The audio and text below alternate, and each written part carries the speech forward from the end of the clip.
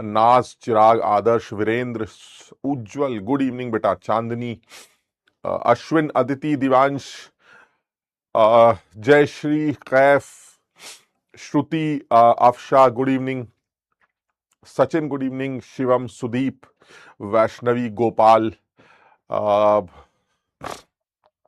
आंचल, Vighnesh, Sudeep good evening बेटा, good evening, Anshika, Manvi, सब लोगों को गुड इवनिंग, जिनको बोल दिया उनको भी गुड इवनिंग, जिनको नहीं बोला उनको भी गुड इवनिंग। और साथ ही साथ थोड़ी सी तबीयत नासाज है तो तुम्हें जो है बर्दाश्त करना पड़ेगा। जब हम पूरी एनर्जी लगा के बोलते हैं तब तो तुम कहते हो सर एनर्जी नहीं थी। आज जब एनर्जी कम है तो तुम पता नहीं क्या बोलोगे, सर माइनस में थी energy. Good evening, good evening, good evening. क्या हाल चाल है भाई, कैसे हो भाई? कल वो लॉज ऑफ केमिकल कॉम्बिनेशन पढ़ा तुम लोगों ने? वो सिंपल से लॉज हैं, उसमें कुछ ज्यादा काम की बात नहीं थी। मास कंजर्वेशन ध्यान रखना है, साथ ही साथ हमें डेफिनेट प्रोपोर्शन लॉ के बारे में थोड़ा सा बात करनी, और फिर उसके बाद मल्टीपल प्रोपोर्शन, रेसिप्रोकल प्रोपोर्शन के बारे में बात करनी थी। तो मेरे ख्याल से तुम लोगों ने उसको रिवाइज कर लिया होगा और वो आसान था, कर सकते हो उसको। अब आज जो है नया चैप्टर स्टार्ट करेंगे, उससे पहले जरा छोटी सी एक बात और डिस्कस कर लेते हैं, that is Gay Lussac's law of combining volume.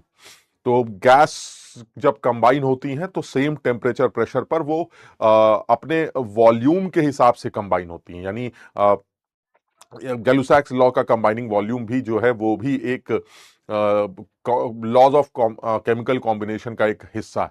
तो जल्दी से पहले हम उसको कवर कर लेते हैं और उसके बाद जो है हम एटॉमिक स्ट्रक्चर स्टार्ट करते हैं, ठीक है ना?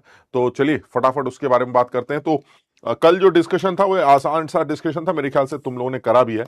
हम जो है फटाफट जो है गैलू-सैक्स लॉ ऑफ कंबाइनिंग वॉल्यूम के बारे में बात करते हैं। जिनका भी बैकलॉग है वो बैकलॉग को जल्दी कवर करें, क्योंकि मुझे लगता है कि अब जैसे एटॉमिक स्ट्रक्चर, या मैं तुम्हें एक राज की बात बताऊं कि जो भी चैप्टर किसी भी सब्जेक्ट में जब शुरू होता है तो वो शुरू में बहुत तेजी से आगे नहीं बढ़ता है, यानी शुरू में बहुत मुश्किल चीजें हमारे सामने नहीं आती, तो बहुत ज्यादा समय मिल जाता है एक बच्चे को जो समझदार है, वो उस अगले चैप्टर की शुरुआत में क्योंकि उसको समय मिलता है, क्योंकि अब एकदम से उसको बहुत सारे न्यूमेरिकल्स करने को नहीं मिलते, एकदम से बहुत सारा होमवर्क नहीं मिलता, जैसा आज भी मैं तुम्हें होमवर्क नहीं दे रहा हूं इसमें से, ठीक?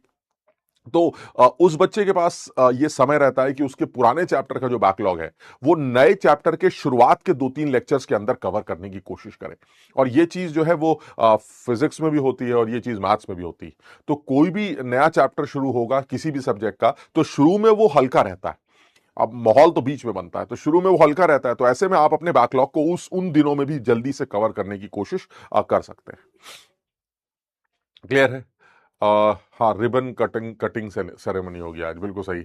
आ, आ, चलिए असाइनमेंट भी तुम्हें दे देंगे यार, असाइनमेंट में भी क्या है, असाइनमेंट तो तुम्हें इतने सारा कुछ करने के लिए तुम्हारे पास है ना, तो असाइनमेंट भी तुम्हें दे देंगे। चलिए शुरू करें भाई, चलिए बहुत बढ़िया। तो 1.0 वाला देख सकते हैं, हाँ जिसको भी देखना है देखो यार, इसमें क्या है, जो जो जिसको देखना है देखे, उसमें क्या है। चलिए गैलू-सैक्स लॉ की बात कर लेते हैं जल्दी से, बहुत छोटा सा लॉ है, इसमें ज्यादा टाइम बर्बाद नहीं करेंगे। तो सबसे पहले तो चैट ऑफ कर देते हैं। ये चीज 1.0 वालों के लिए नई होगी तो उनको आइडिया नहीं होगा कि ये चैट भी बंद होती हैं, तो हम तो भाई चैट बंद कर देते हैं, हमें नहीं पता हम सही करते हैं गलत करते हैं, बट चैट ऑफ है क्योंकि अब हम इस टाइम पर पढ़ने जा रहे हैं, तो जब तुम लोगों से डिस्कशन करेंगे तो उस टाइम पर चैट ऑन कर देंगे, ठीक? तो ये कहना ये चाह रहे हैं कि जब गैसेस कंबाइन होती, व्हेन गैसेस कंबाइन और आर प्रोड्यूस्ड,